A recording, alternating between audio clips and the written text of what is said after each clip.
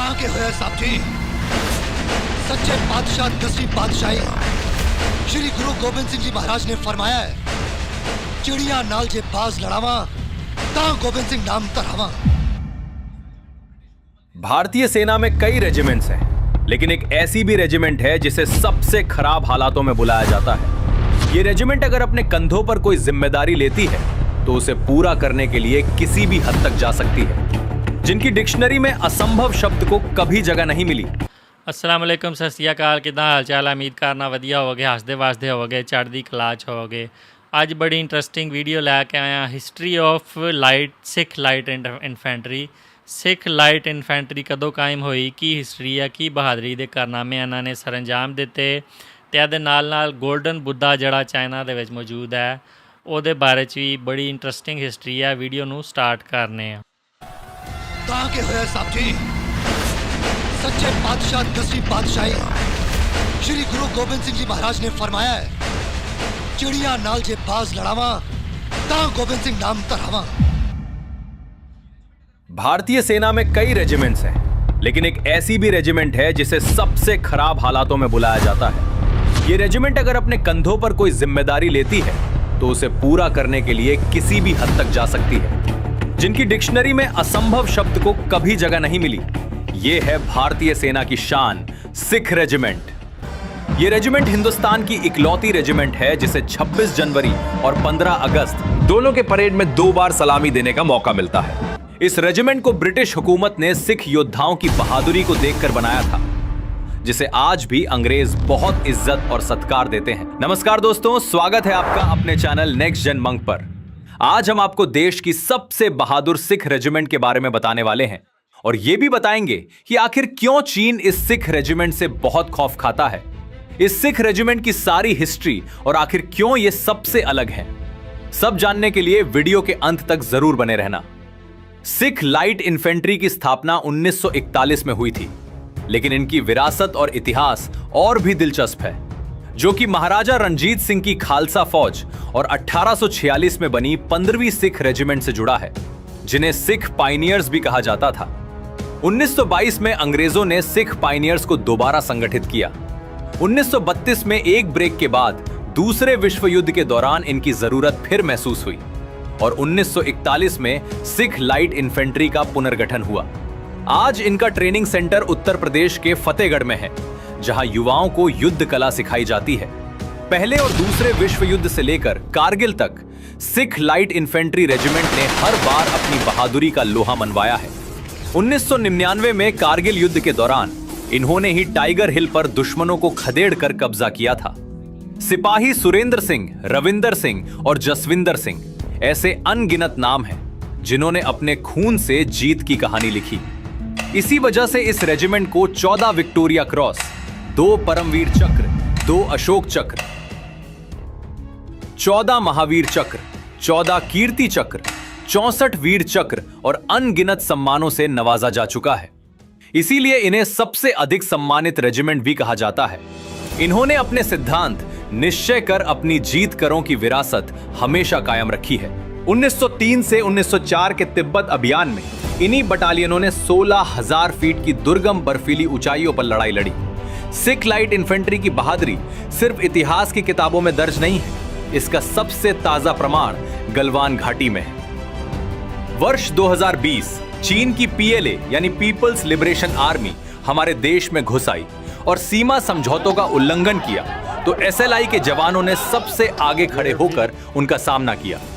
बेहद ऊंचाई और कड़ाके की ठंड में उन्होंने चीनी सेना की हर आक्रामकता का मुंहतोड़ जवाब दिया। बिना गोली चलाए उन्होंने दुश्मन को पीछे हटने पर मजबूर किया।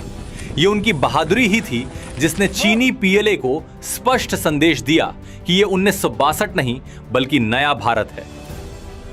आज भी चीन के सैनिक एसएलआई के दृढ़ संकल्प और क्षमता से भली भांति परिचित है, क्योंकि उन्होंने सीमा पर भारतीय सेना की कठोर प्रतिक्रिया को करीब से देखा है। पाकिस्तान से 2 निर्णायक युद्ध 1965 और 1971 में सिख लाइट इन्फेंट्री का गौरव युद्ध के मैदान पर कभी कम नहीं हुआ। इन दोनों निर्णायक युद्धों 1965 और 1971 में पाकिस्तान के खिलाफ इनकी भूमिका निर्णायक थी। पूर्वी मोर्चे पर 1971 में बैटल ऑफ फतेहपुर चौकी गाछा में 4 सिख बटालियन ने पाकिस्तानी सेना को करारी शिकस्त दी। ये वो निर्णायक लड़ाई थी जिसने बांग्लादेश मुक्ति के लिए रास्ता साफ किया। रेगिस्तान से लेकर बर्फीले पहाड़ तक जहां भी देश को जरूरत पड़ी, इस रेजिमेंट ने ईंट से ईंट बजाने का काम किया। उनके बारे में एक और बात मशहूर है, ये ना तो दुश्मन से कोई दया मांगते हैं और ना ही किसी भी शत्रु को दया देते हैं। लाइट सिख इन्फेंट्री का चीन से संबंध आज का नहीं बल्कि 100 साल से भी पुराना है। साल 1900 बॉक्सर विद्रोह में जब चीन ने दुनिया को चुनौती दी, उस वक्त वो विदेशी शक्तियों के हस्तक्षेप से जूझ रहा था। अंग्रेज, रूसी, जर्मन सबने चीन को उपनिवेशों में बांट दिया था। इसी गुस्से में चीन में एक राष्ट्रवादी और विदेशी विरोधी आंदोलन शुरू हुआ, जिसे यी हेतुआन यानी धार्मिक और सामंजस्यपूर्ण मुक्कों का संघ कहा गया। चूंकि ये लोग पारंपरिक मार्शल आर्ट और बॉक्सिंग का अभ्यास करते थे, विदेशियों ने इन्हें बॉक्सर नाम दिया। इन बॉक्सर विद्रोहियों ने बीजिंग में विदेशी दूतावासों को घेर लिया। विदेशी नागरिक, जो कि ज्यादातर राजनयिक यानी डिप्लोमेट और मिशनरी थे, उनकी कुल गिनती 900 से ज्यादा थी। ये इतना भयानक था कि इन्हें लेगेशन क्वार्टर में शरण लेनी पड़ी। फिर विद्रोहियों ने इन्हें चारों तरफ से घेर लिया और बंधक बना लिया। इनकी जान अब विद्रोहियों के हाथ में थी और ये घेराबंदी को चलते 55 दिन बीत गए थे। लेकिन इसे कुचलने के लिए 8 देशों के गठबंधन की सेनाएं बीजिंग में दाखिल हुई। और इस अंतरराष्ट्रीय सेना में ब्रिटिश हुकूमत की तरफ से कौन था? हमारी लाइट सिख रेजिमेंट। उस मिशन के दौरान जब लाइट सिख इन्फेंट्री ने युद्ध में कदम रखा, तो उनकी रोबदार मूंछों और सिर पर सजी पगड़ी देखकर विद्रोहियों को लगा जैसे यमराज स्वयं लड़ने आ गया हो। सिख रेजिमेंट ने न सिर्फ बंधकों को आजाद करवाया, बल्कि विद्रोह को नियंत्रित करने में सबसे आगे रही। इसी अभियान में उन्होंने एक सोने की लाफिंग बुद्धा की मूर्ति जब्त की थी, जिसका किस्सा और भी दिलचस्प है। यह मिशन सिर्फ बहादुरी के लिए नहीं जाना जाता, बल्कि सिख सैनिकों की अद्वितीय नैतिकता के लिए भी प्रसिद्ध है। रिकॉर्ड बताते हैं कि बॉक्सर विद्रोह के समय ब्रिटिश, रूसी और फ्रांसीसी जवानों ने बीजिंग में लूटपाट, अत्याचार और बलात्कार जैसे जघन्य अपराध किए थे। लेकिन सिख रेजिमेंट के सैनिकों ने ऐसा एक भी अपराध नहीं किया। वे सिर्फ अपनी सैन्य ड्यूटी पूरी करके लौटे और अपने साथ केवल ये लाफिंग बुद्धा की मूर्ति लाए। आज भी ये मूर्ति चीनी सीमा के पास भारतीय सेना के बेस चुशूल की मेस में गर्व से रखी है। ये उनकी ईमानदारी, बहादुरी और चरित्र का एक सुनहरा और अकाट्य प्रमाण है।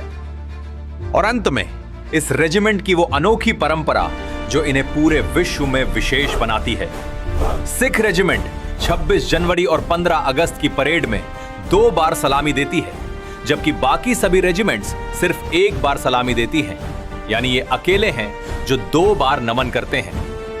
दरअसल जब उनका मार्च गुरुद्वारा शीशगंज साहिब के सामने से गुजरता है, वहां ये रेजिमेंट सिखों के 9वें गुरु श्री गुरु तेग बहादुर जी को याद करती है।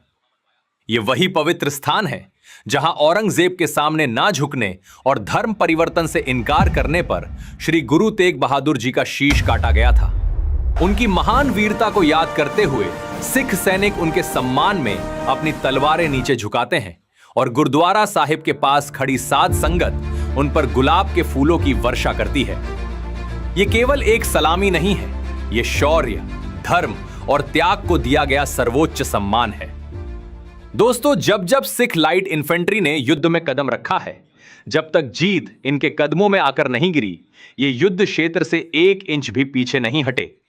इसीलिए सिख रेजिमेंट के बारे में 2 बातें प्रसिद्ध हैं। पहला, काम कितना भी कठिन हो ये मना नहीं करते, और दूसरा, ये लक्ष्य हासिल किए बिना वापस नहीं लौटते।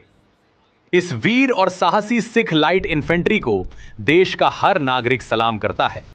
जी तो व्यूअर्स, ये सी अज दी वीडियो सिखां दी बहादुरी दे बहुत सारे कारनामे सुने ने, ते जिस तरह अज इस रेजिमेंट के बारे सुने, फर्स्ट टाइम सुनिया कि एक ऐसी रेजिमेंट भी है जिन्होंने सिख लाइट इन्फेंट्री कहा जाता है। तो ये रेजिमेंट सिर्फ बहुत मुश्किल के टाइम ते ही काम आती है। तो जो भी मुल्क ते कोई मुश्किल पेश आती है, तो जिथे बहुत बहादुरी नाल लड़न का मौका होंदा, उत्थे रेजिमेंट नूं बुलाया जाता है। इस तो इलावा सिर्फ इंडिया सी नहीं बल्कि ये रेजिमेंट जिहड़ी दूसरे मुल्कों भी काम आती है। जिस चाइना के जो डिप्लोमैट्स नूं बंदी बनाया गया, तो 50 तो 55 ਸਮਰਪਣ ਦੇਣ ਤੋਂ ਤੱਕ ਜਿਹੜਾ ਵੈ ਉਹ ਉਹਨਾਂ ਨੂੰ ਆਜ਼ਾਦ ਨਹੀਂ ਸਨ ਕਰਦੇ ਪਏ। ਲੇਕਿਨ ਜਿਸ ਤਰ੍ਹਾਂ ਹੀ ਸਿੱਖ ਇਨਫੈਂਟਰੀ ਰੈਜੀਮੈਂਟ ਨੇ ਉੱਥੇ ਕਦਮ ਰੱਖਿਆ, ਉਹਨਾਂ ਨੂੰ ਵੇਖ ਕੇ ਹੀ ਉਹਨਾਂ ਨੇ ਉਹਨਾਂ ਨੂੰ ਛੱਡ ਦਿੱਤਾ। ਸਿੱਖ ਇਨਫੈਂਟਰੀ ਦੀ ਜਿਹੜੀ ਧਾਕ ਹੈ ਉਹ ਵੇਖ ਕੇ ਹੀ ਜਿਹੜਾ ਲੋਕ ਡਰ ਜਾਂਦੇ ਨੇ। ਜੋ ਸਿੱਖ ਲਾਈਟ ਇਨਫੈਂਟਰੀ ਦੀ ਹਿਸਟਰੀ ਅਸਾਂ ਵੇਖੀ, ਬ੍ਰਿਟਿਸ਼ ਆਰਮੀ ਨੇ ਆ ਰੈਜੀਮੈਂਟ ਜਿਹੜੀ ਆ ਇਹਨੂੰ ਬਣਾਇਆ। ਤੇ ਹਿੰਦੁਸਤਾਨ ਦੀ ਅਗਰ ਹਿਸਟਰੀ ਵੇਖੀ ਜਾਏ, ਚਾਈਨਾ, ਪਾਕਿਸਤਾਨ, ਕਿਸੇ ਨਾਲ ਵੀ ਜੰਗ ਦੇ ਦੌਰਾਨ ਸਿੱਖ ਲਾਈਟ ਇਨਫੈਂਟਰੀ ਵੱਧ ਚੜ੍ਹ ਕੇ ਅੱਗੇ ਜੰਗ ਲੜੀ। ਇਹ ਉਹੀ ਸਿੱਖ ਰੈਜੀਮੈਂਟ ਆ ਜਿਹਨੇ ਚਾਈਨਾ ਨੂੰ ਗਲਵਾਨ ਵੈਲੀ ਦੇ ਵਿੱਚ ਮੂੰਹ ਤੋੜ ਜਵਾਬ ਦਿੱਤਾ।